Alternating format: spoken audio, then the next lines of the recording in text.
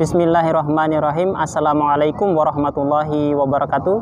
Teman-teman dan sahabat-sahabat saya yang saya cinta dimanapun berada, pada kesempatan ini saya mau sharing ya kepada teman-teman dan sahabat-sahabat sekalian berkaitan dengan kita sebagai generasi muda, bangsa maupun agama ya. Kita tentunya dihadapkan berbagai macam situasi dan kondisi yang kita hadapi sekarang ini, di mana kita sebagai generasi muda ini adalah generasi di mana ke depannya kita akan dihadapkan dengan yang namanya perkembangan teknologi informasi, iya kan? Kita sebagai anak-anak muda tentunya sangat berperan banyak ya untuk kemajuan suatu bangsa.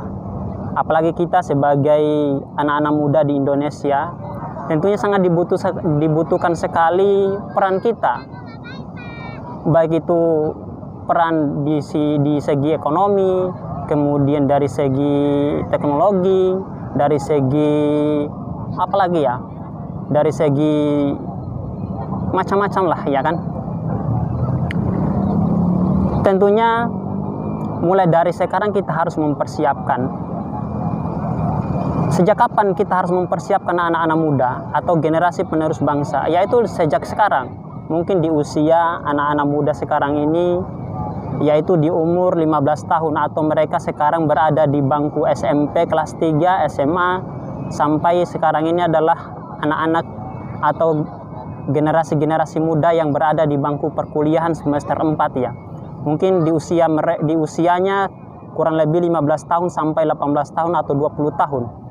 Jadi kita harus mempersiapkan 20 sampai 30 tahun yang akan datang. Mungkin 20 sampai 30 tahun yang akan datang di usianya anak-anak muda sekarang ya, menghadapi di perkembangan selanjutnya ya. Mungkin di usianya mereka mencapai usia 35 sampai 40 tahun. Ya.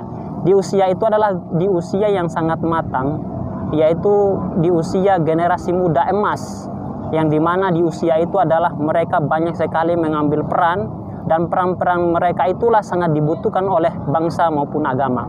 Nah itu, karena di usia itu adalah di usia yang sangat matang sekali, dimana kalau kita bisa melihat hampir semua negara di usia-usia itu adalah generasi mudanya banyak sekali mengambil kontribusi, mengambil peran, baik itu dari peran mengambil di sektor pemerintahan, kemudian mereka menjadi seorang miliarder atau seorang bisnismen, dan disitulah kebanyakan di usia-usia itu yang memegang, ya kan? Contohnya sekarang ya, mungkin kita bisa lihatlah di Indonesia seumpamanya banyak sekali di usia-usia itu mereka sangat berperan penting untuk generasi-generasi muda atau sangat berperan penting untuk kemajuan suatu bangsa, iya kan? Ya contohnya enggak usah lah, bisalah teman-teman melihat di sosial media ya kan, kebanyakan di media sosial itu umur-umur seperti umur ya kurang lebih 25 tahun, 30 sampai mencapai usia 40 tahun. Nah, teman-teman dan sahabat-sahabat yang saya cintai, saya kira sudah saatnya sekarang ya kita harus menguasai yang namanya teknologi, yang namanya harus kita menguasai ekonomi, apalagi kita dihadapkan dengan pasar bebas ya kan. Nah, itu harus kita mengambil peran. Nah, apa yang harus kita persiapkan di usia-usia anak-anak muda sekarang ini adalah mereka harus, atau kita bisa mengarahkan ya kan, mereka berada di bangku itu, mereka harus fokus kepada pendidikan seumpamanya, atau kreativitas mereka harus didukung, harus dikembangkan ya kan. Mereka harus fokus semuanya di dunia teknologi, mereka fokus di ilmu pengetahuan sains dan teknologi, mereka fokus di situ, sehingga harus kita persiapkan dari sekarang.